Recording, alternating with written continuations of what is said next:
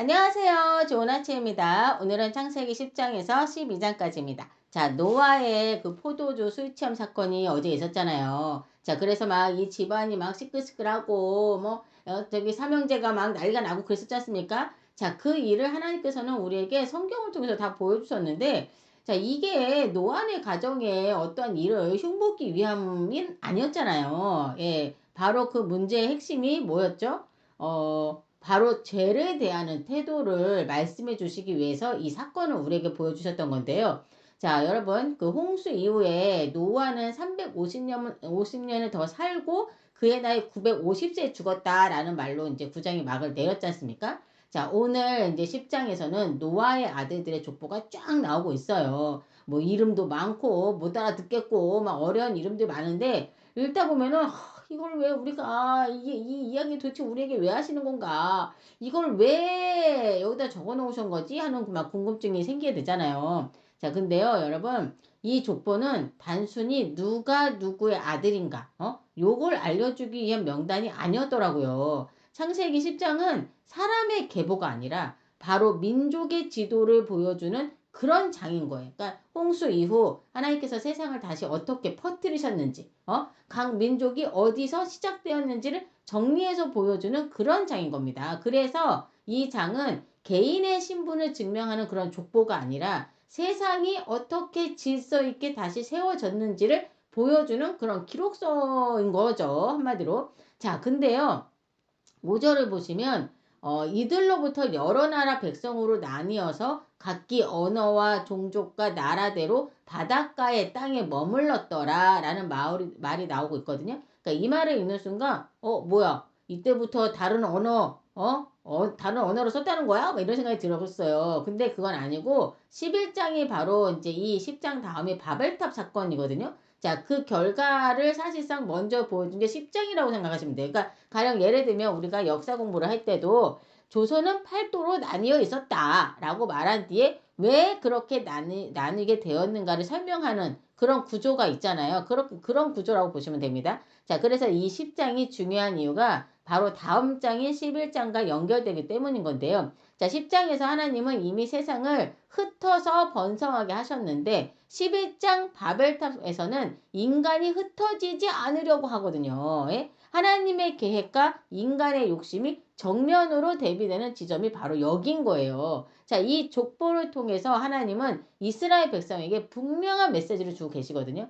세상은 우연히 그렇게 흘러온 것이 아니라 하나님의 손 안에서 정리되어 왔다는 거죠. 강한 민족도 약한 민족도 모두 하나님으로부터 시작됐지 않습니까? 그리고 이스라엘 역시 나중에 끼어든 민족이 아니라 이미 셈의 계보 안에서 준비되고 있던 민족이라는 사실을 지금 알려주고 계신 거예요. 자, 그래서 창세기 10장은 지루한 이름의 목록이 아니라 하나님이 세상을 다시 세우신 큰 그림을 보여주는 장이고 이제 이 무대 위에서 하나님은 한 사람, 바로 아브라함을 부르시고 구원의 이야기를 시작하시고 계신 겁니다. 자, 그래서 11장에서 바벨탑 사건 그리고 12장에서 아브라함을 부르신 이야기가 나오는 거예요. 자, 그럼 이제 창세기 11장 바벨탑 사건으로 잘 알려진 이 장을 한번 들여다볼게요. 자, 이 사건은 단순히 사람들이 큰 탑을 쌓았다는 이야기가 아닙니다, 여러분.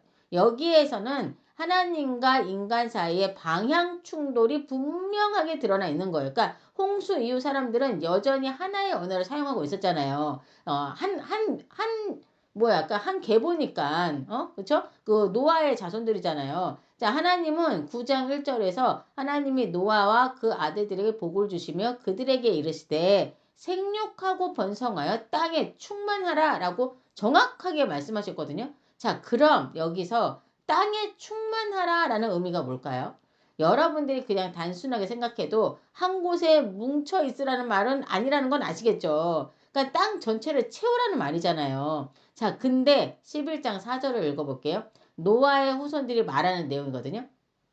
또 말하되 자 성읍과 탑을 건설하여 그 탑 꼭대기를 하늘에 닿게 하여 우리 이름을 내고 온 지면에 흩어짐을 면하자 하였더니 이렇게 써 있는 거예요. 여러분 어떻습니까? 하나님은 지금 땅에 충만하라고 하셨잖아요. 근데 이들은 지금 흩어지기를 거부하고 있는 모습인 거죠. 자, 그리고 이들의 말들을 보세요. 자, 성읍과 탑을 건설하여 그 탑 꼭대기가 하늘에 닿게 하여서 우리 이름을 내자라고 하잖아요. 자, 이 말의 문제가 보이시나요? 그들의 마음의 동기가 어떤지, 하나님이 아니라 자기 이름을 남기고 싶어 하는 그 모습, 예? 보이시죠?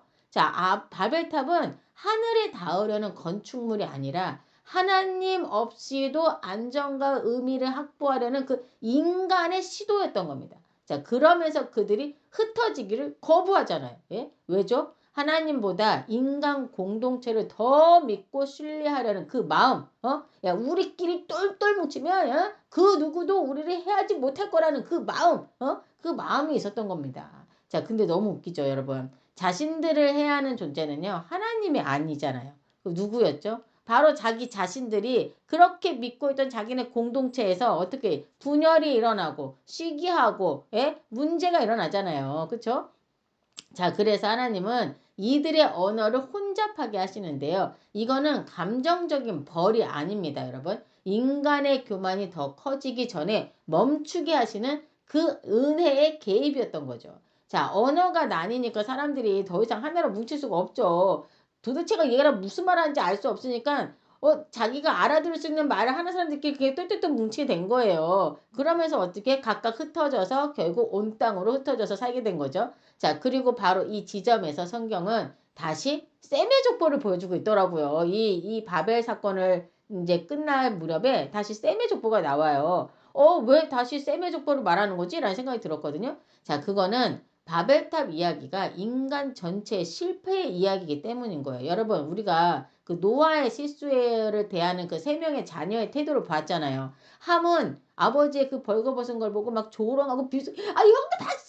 하면서 아버지의 그 모습을 더 막 과대 노출하고 막 그랬잖아요. 확대 해석하고, 비웃고, 도대체 뭐 하시는 건지 모르겠다면서 막 그 실수를 확대해서 퍼뜨렸지 않습니까? 근데 샘과 야벳은 그거 덮었잖아요. 자, 그럼 야벳도 함께 샘과 함께 실수를 덮었는데 왜 샘의 족보만 이어질까? 라는 생각이 또 들었어요, 저는. 자, 이거는 셈이 더 우월해서가 아니라 하나님이 구원의 역사를 이어갈 한 줄기의 통로로 셈을 선택하셨기 때문인 겁니다. 자, 9장 27절을 보시면 하나님이 야벳을 창대하게 하사 셈의 장막에 거하게 하시고 라는 말이 있거든요. 그러니까 셈의 계보는 아브라함 그리고 이스라엘 그리고 메시아로 이어지잖아요. 자, 그리고 야벳의 후손들은요. 이방 민족으로 확장되지만 여러분 신앙에서 어떻게 됐어요? 그 이방인들이 언약 안에 들어와서 함께 거하게 되는 장면들을 우리가 봤었던 거 기억하시죠? 막 바울을 이방인의 사도로 막 지명하시고 그랬잖아요. 자, 하나님의 말씀 하나하나가 진짜 다 진리를 품고 있다라는 사실. 정말 이게 대박인 거예요, 여러분. 자, 이제 하나님은 그 큰 흐름 속에서 셈의 계보를 통해 새로운 시작을 이어가시려는 건데요. 자, 그래서 셈의 족보 그리고 데라의 족보 이야기를 통해서 하나님의 새로운 구원 이야기가 아브라함을 통해서 시작되어지는 그 역사의 시작점을 보여주고 있는 겁니다. 자, 그럼 이제 진짜 12장으로 한번 가볼게요. 자, 우리가 11장에서 인류 전체의 실수 이야기를 봤죠. 자, 바벨탑에서 사람들은 자기 이름을 높이로 했고, 결국 흩어짐과 혼란을 맞이하게 되었지 않습니까? 자, 그런데 12장에서 하나님은 그 큰 실패의 역사 한가운데서 한 사람, 누구요? 아브라함을 찾아오신 거예요. 자, 1절을 볼게요. 여호와께서 아브라함에게 이르시되 너는 너의 고향과 친척과 아버지의 집을 떠나 내가 너에게 보여줄 땅으로 가라. 여러분, 어느 날 하나님께서 여러분을 찾아오셔서 지금 네가 거주하고 있는 이곳을 떠나서 우선 저 아프리카로 가라고 하셨다고 한번 해봅시다. 자, 여러분, 우선 내가 아프리카에서 너에게 보여줄 것이 있으니 글로 가라고 하시면 여러분 가실 수 있겠어요? 이거 순종하기 쉽지 않아요. 그리고 아브라함이 자란 환경은요. 우상 숭배의 환경에서 자랐거든요. 아브라함이요. 그 이야기가 여호수아 24장 2절에서 정확하게 나옵니다. 여호수아가 모든 백성에게 이르되 이스라엘의 하나님 여호와께서 이같이 말씀하시기를 옛적에 너희 조상들 곧 아브라함의 아버지 데라가 강 저쪽에 거하여 다른 신들을 섬겼더라 라고 써있지 않습니까? 자, 이 내용을 기반으로 보면 아브라함이 자란 환경은 어땠을지를 알 수 있는 거예요. 그러니까 우상을 숭배하는 그런 문화 속에서 그런 환경 속에서 자랐던 거예요. 아브라함이. 자, 그럼 그런 아브라함이 목적지도 정확히 알지 못한 채 오직 하나님의 말씀만 의지하고 길을 떠난다? 이거는 필경 아브라함이 거부할 수 없는 진짜 강력한 하나님의 어떠한 분명한 임재 속에서 그 말씀을 정확하게 들었기 때문에 아브라함은 그 하나님의 말씀을 믿고 길을 떠날 수 있었던 게 아닐까라는 생각이 좀 들었어요. 그렇지 않겠습니까? 그냥은 갈 수 있는 상황은 절대 안 되는 상황이에요. 예? 자, 여러분 지금 이 말씀은 누구에게 하고 있는 거죠? 모세가 출애굽한 이스라엘 백성들에게 지금 이 얘기를 하고 있는 거 알고 계시죠? 자, 지금 이 장면은요. 광야의 이스라엘 백성들에게 굉장히 중요한 메시지인 겁니다. 자, 왜 그러냐? 자, 지금 이들은 그들의 너무나도 익숙한 삶의 터전, 예? 어디요? 애굽을 떠나왔어요. 그쵸? 자, 막상 나왔어. 모세가 가자고 하나님이 너희를 이끌어내시겠다고 해서 그 말을 듣고 또 따라 나왔어. 근데 어디로 가야 할지도 모르겠고 목적지는 보이지 않고 그런 상태인 거예요. 그러니까 그냥 광야야. 그러다 보니까 두려움과 불안이 있을 수밖에 없겠죠. 그러니까 다시 애굽으로 돌아가자 막 이런 소리를 그들이 했었잖아요. 그렇죠? 자, 그래서 지금 하나님은 모세를 통해서 이스라엘 백성들에게 너희도 지금 아브라함의 그 길 위에 있다. 아무것도 모른 채 떠난 길이지만 그 길은 내가 먼저 가서 준비한 길이다. 그러니 두려워하지 말아라 라는 이런 강력한 메시지를 주시고자 이 얘기를 하고 계신 겁니다. 자, 아브라함이 가나안 땅에 도착했을 때 하나님은 그 땅을 주겠다고 다시 약속하시고 아브라함은 그곳에서 제단을 쌓아서 하나님께 예배를 드리는데요. 자, 하지만 이때는 아직 땅을 소유한 것도 아니고 눈에 보이는 변화도 하나도 없었어요. 그렇지만 아브라함은 먼저 하나님께 예배로 응답을 한 거죠. 자, 이 아브라함의 모습은 가나안을 앞두고 있는 이스라엘에게 땅을 차지하기 전에 먼저 하나님을 신뢰해야 한다는 것을 그들의 조상, 그들이 그렇게 위대하다고 생각하는 그들의 조상 아브라함의 모습을 통해 말씀하고 계신 게 아닌가. 자, 하지만 12장에서 하나님은 아브라함의 믿음만을 보여주고 계신 게 아니더라고요. 예? 자, 아브라함이 있던 그 땅에 기근이 들었잖아요. 그렇죠? 그러니까 아브라함이 기근을 피해서 어디로 갑니까? 애굽으로 내려가요. 자, 이때 하나님께 허락을 받고 뭐 묻고 간 것도 아니야. 그냥 자기가 생각하기에 저기로 가야 될 것 같으니까 간 거예요. 자, 그 애굽에 가까이 왔을 때 아브라함이 사라에게 말하는 말을 통해서 아브라함이 지금 어떤 생각에 사로잡혀 있는지를 보여주는데요. 자, 아브라함은 지금 막연한 두려움으로 걱정했던 게 아닙니다. 현실적으로 충분히 일어날 수 있는 그런 일이었기에 두려워하고 있었던 건데요. 자, 뭐였냐? 그 두려움이 이 당시 애굽에서는요. 권력자들, 특히 왕이나 귀족들은요. 자기가 마음에 드는 여자를요. 자신의 권력으로 취하는 일이 굉장히 그냥 아무렇지 않게 관행처럼 있었던 거예요. 자, 그거를 아브라함이 알았기 때문에 이거 어떡하지? 가만히 있자. 사례가 내 아내가 너무 예쁜데. 자, 그들이 내 아내 사례를 보면 나 사례가 내 아내라는 사실을 알면 이거 완전 나는 죽이고 사례를 뺏어가는 거 아니야? 막 이런 진짜 현실적인 그 두려움에 봉착하게 된 거예요. 그래서 아브라함은 자신의 아내를 누구라고 하면 누이라고 말하라고 얘기하잖아요. 그러니까 어떻게 보면은 이게 그 남자 입장에서 자기 아내를 자기 죽을까봐 내 누이라고 자기 아내한테 말하라고 하는 모습 자체가 굉장히 찌질한 모습으로 보일 수 있지 않습니까? 자, 그러니까 이런 찌질한 모습을 지금 자신의 후손들 앞에서 완전히 까발리고 있는 거죠. 이게 좀 쉽게 말하면. 자, 근데요. 이걸 듣고 있는 이스라엘 백성들은 자신들의 조상 아브라함을 찌질하다고 생각하진 않았을 거예요. 왠지 아십니까? 이미 그들은 애굽의 권력이 어떤 건지, 바로의 그 절대적 권력, 그리고 그 힘에 의한 지배가 어떤 건지 완전 생으로 몸으로 그냥 제대로 겪은 사람들이지 않습니까? 그래서 이 장면은 이들에게 우리의 조상 아브람도 애굽 앞에서 두려워했구나. 그래. 그럴 수 있지. 자, 그러나 그럼에도 하나님은 그를 버리지 않고 약속을 지켜 가셨던 거구나. 요걸 말씀하고 싶으셨던 거예요. 자, 하나님의 계획은 완전한 사람을 통해서 이루어지는 것이 아니라 연약하지만 그 부르심에 응답한 사람을 통해 이루어진다는 걸 지금 보여주시고 싶으셨던 거죠. 우리 하나님께서.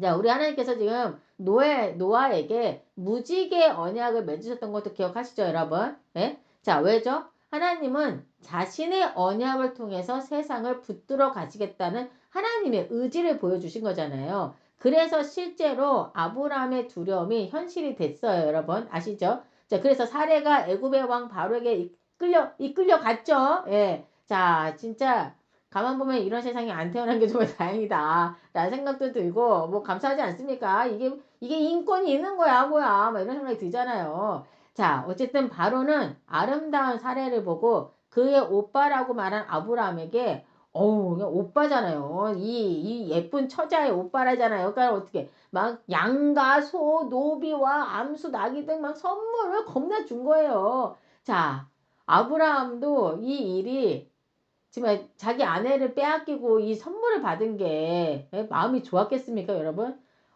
이 선물이고 나발이고 그냥 다 필요 없는데 내 속이 아브라함 속이 아니었을 거예요. 예? 안 그렇습니까? 자, 이때 하나님께서 개입을 하시죠. 예? 사례의 일로 어떻게 됩니까? 바로의 그 집에 큰 재앙이 내리지 않습니까?